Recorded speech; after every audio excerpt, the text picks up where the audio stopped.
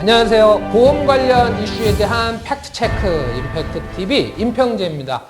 오늘 준비한 내용은 이거예요. 보험가입 잘하는 법 A to Z. 그러니까 보험가입 잘하는 방법을 처음부터 끝까지 다 알려드리겠다, 이런 뜻이고요. 요거는 제가 직전에 6개 영상을 올렸습니다. 이제 보장 분석하는 방법, 그 프로세스들, 저희 신입 직원들 들어오면 교육하는 내용인데, 그거에 대한 요약 강의라고 보시면 되겠습니다. 한 방에 정리할 수 있으니까 잘 봐주세요. 보험가입 잘하고 싶다. 첫 번째, 이거부터 하셔야 돼요. 올바른 보험 가입에 대한 기준부터 우리 고객님들이 정리를 해 두셔야 됩니다. 자, 왜 이게 필요하냐면, 우리 고객님들 지금 보험료 많이 내고 계실 거예요. 근데 주변의 설계사님들한테 내가 가입한 보험 증권 보여주면 어떻습니까? 잘했다 그래요? 잘 못했다 그래요? 대부분 다 잘 못했다 그래요. 그런데 그분 말을 믿고 또 싹 다 갈아타고 한 2년 정도 지나서 다른 설계사한테 또 보여주잖아요. 그분도 또 뭐가 잘못됐다 그럴 겁니다. 짜증나잖아요. 그런 상황 오게 되면. 그죠? 괜히 속상하고 돈만 버리는 것 같고. 근데 그게 왜 그러냐면은, 여러분들이 보험 가입하실 때 여러분들만의 어떤 원칙, 기준, 이거 없이 그냥 시키는 대로 했기 때문에 그런 거예요. 만약에 그런 기준 없이 또 보험을 가입을 한다? 계속 그런 일이 반복이 될 거다. 그러니까 뭐부터 하셔라? 이 기준부터 정리를 하셔라. 이렇게 말씀하실 수도 있어요. 야, 먹고 살기 힘든데 언제 보험 공부하고 앉아있냐. 그래도 하셔야 됩니다. 왜냐? 내는 돈 다 더해보잖아요. 한 달에 뭐 지금 우리가 평균 4인 가족 평균 103만 원이에요. 뭐가? 월 평균 보험료가. 그러면은 100만 원으로 잡으면 1년이면 1200인데 1년 내고 안 끝나진단 말이에요. 보통 20년 내니까. 20년 내면 원금만 2억 4천입니다. 이쯤 되면 집 다음으로 큰 재산이 보험이란 말이에요. 근데 이 보험이 몇 점짜리냐? 이건 언제 알게 되느냐? 사고가 난 다음에야 정말 몇 점짜리인지를 알 수 있게 돼요. 근데 사고가 난 다음에는 여러분들이 잘못된 보험 가입돼 있어도 바로잡을 수 있는 방법이 없다. 그러니까 미리미리 기준을, 여러분의 기준을 가지고서 잘 정리를 해 두셔야 되고, 근데 이 기준이라는 게 막 책 보고 공부할 필요가 없습니다. 그냥 이미 알고 있는 내용, 상식적인 수준에서 접근을 하셔도 충분히 이해가 될 내용들이거든요. 제가 7가지 기준 짧게 말씀을 드리겠습니다. 자, 첫 번째, 4인 가족이 있어요. 4인 가족이 있다. 아빠, 엄마, 아들, 딸. 누가 한 사람만 가입할 수 있어요, 보험을. 누가 가입하는 게 맞다? 가장. 경제 주체가 제일 먼저 가입을 해야 되는 겁니다. 왜 그럴까요? 애들한테 제일 좋은 보험은 아빠, 엄마입니다. 그런데 제가 이런 당연한 말씀을 드리는 이유는 뭐냐면, 증권을 받아보면 의외로 많은 분들이 애들 보험은 막 빵빵하게 준비가 돼 있는데 가장의 보험은 빈약한 경우가 의외로 많습니다. 만약에 애들 보험 2개, 3개 가입돼 있는데 돈 내주는 아버지 잘못되잖아요. 애들 보험도 유지 안 돼요. 반면에 애들 보험 없어도 아버지가 건강하다 그러면 애들 아프거나 다쳤을 때 충분히 치료받을 수 있습니다. 그런 점에서 어떤 경우든지 간에 부모, 특히 경제활동의 주체, 돈 벌어 오시는 분, 가장의 보장이 최우선이다. 이거 반드시 기억을 하시고요. 두 번째는 어떤 보험을 먼저 가입을 할 거냐. 보험은 보장성 보험이라는 게 있고 저축성 보험이라는 게 있어요. 그리고 살아있을 때의 보장이 있고 사망했을 때의 보장이 있습니다. 살아있을 때의 보장은 아프거나 다쳤을 때 의료비, 후유장애, 진단비, 수술비 이런 것들이겠고, 사망했을 때의 보장은 어린 자녀를 두고 있는 젊은 부모가 사망했을 때 아이들의 어떤 남아있는 가족들한테 도움이 될 수 있도록 준비하는 거죠. 그 다음에 자녀를 위한 저축은 요거는 아이들 대학 교육 자금, 결혼 자금 이런 것들이고, 본인을 위한 저축은 우리들 나이 들어서 쓸 돈, 이겁니다. 이 4가지 중에 중요하지 않은 게 있냐? 없어요. 다 중요합니다. 하지만 어떤 보험을 최우선적으로 준비를 해야 될까? 생존보장, 사망보장, 자녀를 위한 저축, 본인을 위한 저축. 어떤 걸 제일 먼저 준비를 해야 되겠어요? 이거예요. 살아있을 때의 보장. 이게 최우선인 겁니다. 왜 그럴까요? 죽기 전에 아픈 거잖아요. 그죠? 예. 그 다음에 애들 교육비, 우리 나이 들어서 쓸 돈 많이 준비를 해놔도 만약에 내가 크게 아프거나 다쳐서 일을 못하는 상황이 오게 되면 여기에 준비하고 있는 돈이 다 어디로 가더라? 일로 가더라. 그렇기 때문에 살아있을 때의 보장, 생존 보장이 최우선이다. 이 당연한 말씀을 드리는 이유는 제가 이제 증권을 받아서 보잖아요. 그러면 이렇게 분류를 해서 봅니다. 가장이 70만 원, 본인 앞으로 70만 원의 보험료를 내고 있어요. 그러면 그 중에서 사망보장으로 들어가는 돈이 보험료가 얼마고 생존보장으로 들어가는 보험료가 얼만지 본인의 은퇴자금으로 들어가는 보험료가 얼만지를 보잖아요. 그러면 70만 원 중에서 10만 원 될까 말까입니다. 뭐가? 생존보장이. 나머지는 다 사망 아니면 은퇴 자금이다라는 거죠. 그러면 이 10만 원 정도 되는 생존보장의 보험료 가지고서 내가 필요한 보험들을 충분히 보장받을 수 있으면 땡큐인데 문제는 그렇지가 않다라는 거예요. 자, 살아있을 때의 보장, 여기에 최우선적으로 준비를 하셔야 되는 거고요. 살아있을 때의 보장에도 순서가 있습니다. 자, 치명적인 위험, 중요한 위험, 일반적 위험 이렇게 제가 구분을 해놨는데 손실의 심각성에 따라서 내가 빚을 내야 되는 정도 수준의 위험 내지는 일이 나한테 닥쳤다. 끝장이다. 파산 수준의 위험. 이런 위험들은 뭘 해라? 최우선적으로 보험에 가입을 하시란 얘기입니다. 살아있을 때에 받을 보장 중에 그런 것들이 어떤 게 있냐? 일단 후유장애입니다. 후유장애. 그 다음에 의료비, 진단비 이런 것들이 있고 일상생활 배상 책임이라든지 주택에 대한 화재 보험이라든지 이런 것들은 좀 최우선적으로 가입을 해 놓으셔야 돼요. 그리고 지금 제가 말씀드리는 내용들은 개별적인 영상으로도 다 보실 수 있으니까 확인하시길 바라고요.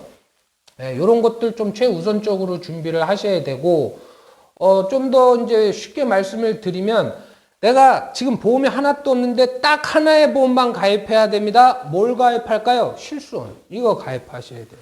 그 다음에 손해보험 상품을 하나 설계를 받아보세요. 거기에다가 후유장애라든지 진단비라든지 수술이라든지 운전자 담보라든지 일배책이라든지 화재보험, 실손하고 우선적으로 요 담보 가지고 가시게 되면 어느 정도는 커버가 될 것이고 여유가 되면 이제 사망보장과 은퇴 자금을 같이 준비하시면 되겠다. 자, 그리고 보장 범위는 넓게 갖고 가는 게 좋을까요? 좁게 갖고 가는 게 좋을까요? 당연히 넓게 갖고 가야죠. 우리가 머리가 아파서 병원에 갔는데 MRI를 찍었어요. 뇌혈관이 터졌는지 막혔는지 부풀어 올라 있는지 가기 전에 모르는 거잖아요. 그러면 터졌을 때만 주는 거 갖고 있으면 막혔을 때 보장이 안 되는 거지 않습니까? 그러니까 이런 세 가지 경우를 다 커버할 수 있는 보장 범위 넓은 보험으로 준비를 하시는 게 당연히 맞겠고, 보장 기간은 긴 게 좋을까요? 짧은 게 좋을까요? 가능하면 긴 게 좋다. 왜 그럴까요? 몇 살까지 살지 모르기 때문에 그런 겁니다. 예를 들어서 80세 만기로 해놨는데 80세에 생존에 있다. 그동안에 내가 젊었을 때서부터 쭉 갖고 왔던 건데 80세 이전에 돌아가셨으면은 뭐 모르지만은 그 이후에 생존에 있다? 그러면 그때부터 병원 갈 일 제일 많아질 건데 그때 혜택을 못 받는다. 보험회사 좋은 일만 시킨 거예요. 그래서 가능하면 여유가 되는 범위 내에서는 보장 범위를 길게 갖고 가시는 걸 추천을 드리고, 갱신이 좋냐 비갱신이 좋냐? 갱신은 싸요. 대신에 계속 보험료를 내야 돼요. 3년, 뭐 5년, 갱신 주기별로 80세까지, 100세까지 보장받는다. 100살까지. 보험료가 계속 올라갑니다. 근데 이 올라가는 수준이 지금 돈 많은 30대인데 지금 돈 많은 갱신보험료로 내고 있다. 80세에 똑같은 보장 받으려면 40배 더 냅니다. 40배. 지금 숫자로 40배인 거예요. 그러니까 내가 지금 갱신보험료로 4만 원을 내고 있다. 80세에도 똑같이 갱신으로 그 보장 받으려면 160만 원 내야 되는 거예요. 근데 이거보다 더 올라갈 확률이 제가 볼 때는 99.9%다. 가입 설계서에 그렇게 써져 있습니다. 이건 예시표고 올라갈 수 있다. 네, 제가 볼 땐 더 올라가요. 납입면제 이건 뭐예요? 보험에 가입하는 보험이에요. 우리가 뇌졸중이 왔어요. 혹은 암 진단을 받았어요. 그러면 병원 가야 됩니까? 돈 벌러 가야 됩니까? 당연히 병원 가야 되죠. 그런 암이라든지 뇌졸중이라든지 심근경색 같은 중대한 질병 걸리게 되면 뭐 정신적인 충격도 있고 회복되는 기간도 있고 그렇기 때문에 당분간은 정상적인 경제활동이 힘들어질 수도 있습니다. 그러면 치료비는 치료비대로 들어갈 것이고요. 아프다고 해서 애들 학원비, 뭐 대출 상환 이런 거 다 안 내도 되는 게 아니잖아요. 생활비는 생활비대로 들어갈 거다. 그런데 정상적인 경제활동이 힘들어지면서 소득이 떨어졌어요. 보험료 내는 게 부담이 되겠습니까? 안 되겠습니까? 당연히 부담이 된단 말이에요. 그러면 2달을 만약에 보험료를 못 냈다. 사람보다 보험이 먼저 죽는 겁니다. 그렇기 때문에 그런 상황이 왔을 때는 보험료 납입을 면제를 해주는 거예요. 대신에 혜택은 똑같이 드립니다. 환급금도 그대로 다 드리는 거예요. 그게 납입면제 제도입니다. 그러니까 보험에 가입하는 보험이 있는지도, 납입면제 제도가 있는지도 살펴보셔라. 이 7가지 기준을 가지고서 접근을 하시게 되면 여러분들의 보험이 문제가 있는지 아니면 갖고 가도 되는지 어느 정도는 그림을 그리실 수가 있을 거고요. 이게 정리가 됐다라는 전제하에서 그러면 담보별로 필요한 담보별로 어느 정도씩 가입을 해야 되느냐 이거에 대한 기준도 필요한데 사실 이거는 정답은 없는 거예요. 대신에 왜 정답이 없냐면 사람마다 다 체격이 다른 것처럼 경제 규모라든가 이런 것들이 상황이 다 다르기 때문에 단정지어서 말씀드릴 수는 없을 것이고 각각 담보의 의미를 이해를 하시면 여러분들이 판단은 하실 수 있을 거다. 자, 우선 3대 질병에 대한 진단비, 암, 뇌, 심장 뭐 이런 거에 대한 진단비는 뭐라 그랬습니까? 치료비는 어디서 돼요? 실손에서 돼요. 하지만 그런 중대한 질병에 걸리게 되면 당분간은 정상적인 경제활동이 힘들어질 수 있다. 그때 쓸 예비자금의 성격이다 그랬죠. 그래서 한 6개월 정도의 예비자금을 아까 말씀드린 3대 질병 진단비로 준비를 하시면 되는 겁니다. 우리 집 한 달 생활비가 300만 원이다. 그러면 6개월 생활비 뭐 한 2천만 원 정도? 우리 집 생활비 500만 원이다? 6개월 생활비 3천만 원 정도. 근데 나는 좀 더 필요할 것 같은데 5천만 원 하세요. 12개월. 나 이거 좀 부담되는데 3개월 예비자금이라도 준비를 하세요. 1,000만 원. 이런 예비자금의 성격으로 해서 여러분들 경제 상황에 맞게 선택을 하시면 되는 거지. 무조건 이력이 있어야 된다. 뭐 그거는 좀 뭐랄까요? 암만 필요한 게 아니잖아요. 다른 것도 다 있어야 되는데. 그 다음에 이제 수술비는 어떻게 갖고 갈 거냐? 수술비는요, 비갱신으로 갖고 가셔야 됩니다. 그 다음에 가능하면 보장기간 길게 갖고 가시고, 가능하면 여건되는 범위 내에서 많이 갖고 가셔야 돼요. 왜 그러냐면은, 저는 실손을 믿지 않습니다. 왜 믿지 않냐면 실손 자체를 신뢰하지 않는다라는 게 아니고 정말로 우리가 나이 들어서 병원 갈 일 많아질 때가 되면 지금의 실손은 그때 가서 유지할 수 있는 사람 뭐 70세 돼갖고 유지할 수 있는 사람 많지 않을 거라고 봐요. 그러면 보험료가 급격하게 올라가서 실손을 유지를 못하는 상황이 왔을 때 대체할 수 있는 게 수술 특약이라고 봅니다. 요즘 수술 담보는요, 무지하게 좋아졌어요. 어지간한 수술 한번 받잖아요. 진단자금보다 훨씬 많이 나옵니다. 특히 2대 질병, 암이나 심장 같은 경우에 막 몇천만 원씩 나오거든요. 그리고 진단자금은 되게 비싸단 말이에요. 근데 수술비는 진단자금에 비하면 적게는 3분의 1, 많게는 7분의 1 저렴합니다. 그만큼 7배 비싸다는 얘기예요, 진단비가. 근데 진단비는 한 번밖에 안 준단 말이에요. 수술은 할 때마다 주는 겁니다. 그러니까 가성비가 훨씬 더 좋고 반복해서 주기 때문에 수술비는 아낌없이 가입을 추천을 해드립니다. 그리고 후유장애는 사망보다 많아야 된다. 그리고 고도 후유장애 진짜 힘든 게 이거거든요. 사망했을 때보다 돈이 훨씬 많이 들어가는 게. 그래서 기본적으로 1억 이상은 후유장애 깔고 그 다음에 고도장애에 대한 부분은 한 5천 정도 추가로 더해서 한 1억 5천 정도 갖고 가실 수 있게. 그 다음에 이제 사망보장인데 사망보장은 젊은 가장이다. 그러면 필요해요. 그리고 이거를 사망보장이 얼마가 있어야 되느냐? 이거는 이제 산출하는 방법들은 몇 가지가 있거든요. 근데 그 어떤 방법으로 산출을 하든지 간에 돈은 막 무지하게 많이 나옵니다. 상상할 수 없을 만큼 많이 나와요. 막 적어야 7억, 많은 막 20억 이렇게 나오는데 이거를 다 보장으로 준비하는 건 좀 비현실적이고 제가 볼 때는 한 1년에서 3년 정도의 어떤 예비자금, 요거는 종신보험으로 깔고 거기에 내가 대출이 뭐 한 1억 정도 있다. 그 대출이라든지 애들 교육자금이라든지 요런 것처럼 어떤 그 필요한 기간이 한시적인 그런 부분들은 정기보험으로 가입을 하시는 게 준비를 하시는 게 현명할 것 같다. 생명보험에서는 종신보험이라든지 정기보험에서 모든 사망에 대한 보장을 해주고 있고 손해보험에서는 질병 사망하고 상해 사망으로 나누는데 돌아가시는 분들의 질병 사망이 한 88% 정도 됩니다. 당장 어떤 종신보험 가입이 어려우신 분들 같은 경우에는 손해보험 통해서 보장 준비하실 때 상해 사망, 질병 사망 요거를 같이 믹스 하셔갖고서 갖고 가게 되면 사망에 대한 부분도 충분한 보장이 될 것이다. 그 다음에 가입하고 있는 보험을 분석을 하실 필요가 있어요. 요것도 이제 그 과정들은 제가 영상을 따로 하나 만들어 놨는데 결론은 뭐냐?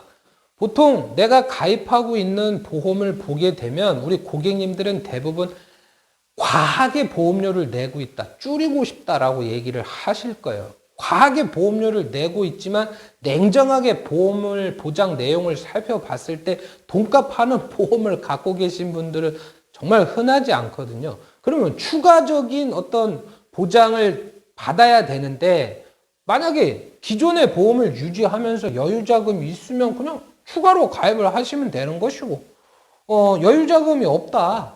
그러면 기존의 담보들 중에 좀 우선순위가 떨어지는 담보라든지 상품이라든지 아니면은 불필요한 담보라든지 이런 것들을 좀 조정해서 재원을 마련을 하신 다음에 그때 이제 가입을 하시면 되는 거다. 보험을 이제 추가로 가입을 하실 때는 물론 상황마다 다르겠지만은 가성비 내는 돈 대비 보장을 좋게 가고 싶다. 그러면 유지를 무조건 한다라는 전제하에 무해지 보험 먼저 보시고 그래도 무해지로 설계서를 받았는데도 비싸다. 그러면 시장 점유율이 낮은 보험 회사들이 있습니다.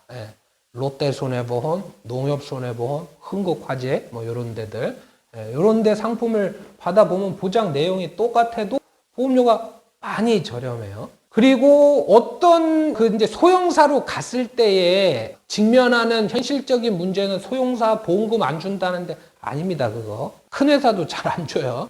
그리고 나중에 파산하면 파산한다 해도 계약이 소멸되는 건 아니고 여러 가지 안전장치들이 있습니다. 만에 하나 파산한 회사의 계약자들이 불이익을 받는다. 그 불이익 받을 걸 감안해도 그만큼 지금 소형사들의 가격 경쟁력이 월등히 좋단 말이에요. 그러니까 일단 저도 소형사로 많이 가입을 하고 있으니까 걱정 말고 하시면 되고 진짜 현실적인 문제는 뭐냐면은 대부분 가격 경쟁력이 있는 그 보험들은 종합보험이 아니라 건강보험의 형태예요. 그러다 보니까 운전자라든지 일상생활 배상 책임 특약이라든지 이런 부분들은 가입이 안 되는 경우가 많아요.